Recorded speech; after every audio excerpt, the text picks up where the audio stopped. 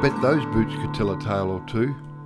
The sign on the door says a bush story in every glass. I think I want to write a novel. Riversands Vineyard has been a Blackett family venture since 1996. In that time, David and Alison with their family have developed the vineyard. David had worked in the Queensland Department of Primary Industries in the dryland cropping and pasture area. After 15 eventful years, it was time to venture into his own business. Alison worked as a registered nurse and was keen to stay in the West and give her children a country upbringing. She says, "We always had a passion for the land, with both of us being raised on rural properties." David had watched his own family wrestle with the devastation of drought for many decades, so he wanted to ensure their own business was fully irrigated. They purchased Riversands in 1996 as an established table grape vineyard and relocated to St George. A key attraction was a good water licence, supplemented with the water security offered by the Beardmore Dam. While they initially purchased Riversands to grow table grapes, the original wine grapes had been planted in 1992. They decided to keep the wine venture going alongside the table grapes. So they not only had to learn about table grape production quickly, but also the wine industry. 2 decades on, and in 2018, the vineyard has been largely redeveloped and expanded to its current size of 20 hectares.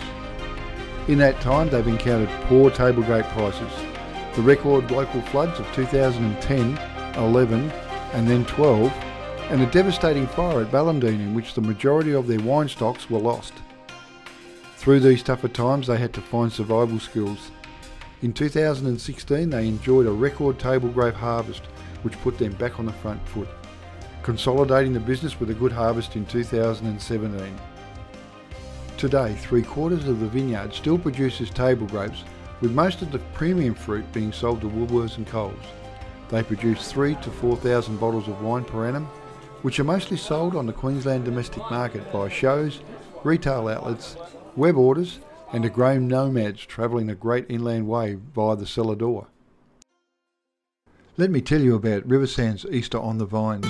It never fails to deliver a great fun weekend. For the kids, they hold Easter egg hunts and colouring in competitions each day, and there's a large grassy area where the younger kids can play. For the big kids, there's country music, family entertainment and laughter.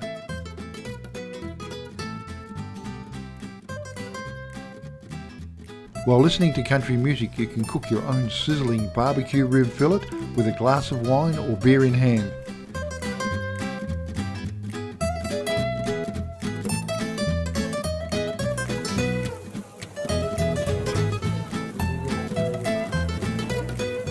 In 2020 will see music duo The Missing Link playing their songs and country ballads. The best thing, entry's free and bookings are open now. Yes, I know, this is a shameless plug, but isn't it about sharing these little nuggets that you find when you're travelling?